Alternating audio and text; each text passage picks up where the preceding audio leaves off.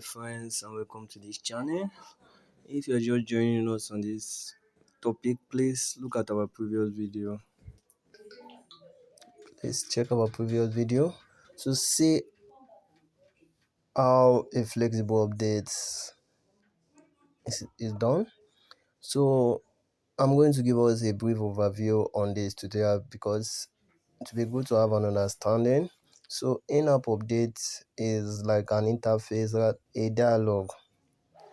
It can be a bottom sheet depending on the version.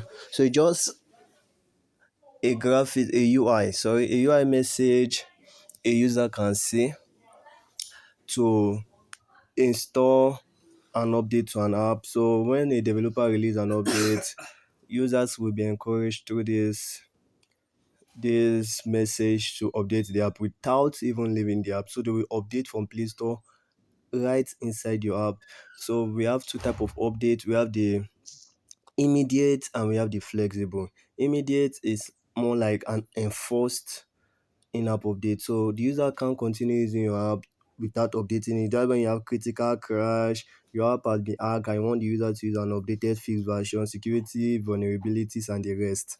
So that is where an immediate update comes in, and immediate updates can be very annoying. So that's why most of the time it's best to use immediate update only when it's a critical updates. When users, you are sure that users should not use previous version, that's when you should enable immediate update. Flexible allows users to actually use the app even while the update is going on. So once the update has been downloaded, before the user can then install the flexible update. So that's why flexible update is more preferable for casual updates, as you don't want to annoy your user, you don't want to frustrate the user with every time with any single update, UI update, you force them to update it, and so on and so forth. So we are trying to encourage users, not force them. Immediate forces them to update before usage, while flexible doesn't. So in the previous tutorial, I showed us on all the setup. So I'm going to make changes because the previous setup uses flexible update. So it's just minor changes from the flexible to get the immediate. So in our immediate, we add check for update immediately the app is open. Yes, we are going to check for update immediately the app opens. So no more checking for update once the button clicked. And then, sorry for that, in our more block, we added this show pop-up snack bar. We won't be using pop-up snack bar for immediate update because immediate update is totally handled by Play Store. So this method itself isn't useful.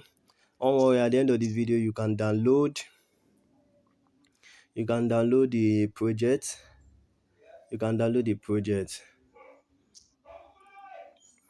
So there's no need to listen whether the update has been downloaded because everything is handled by Play Store itself. So we are going to do away with this, and then we're also doing away with on destroy. We're doing away with on destroy. Every other thing should remain as it is. So in case you have not watched the previous video, please go over and look over it.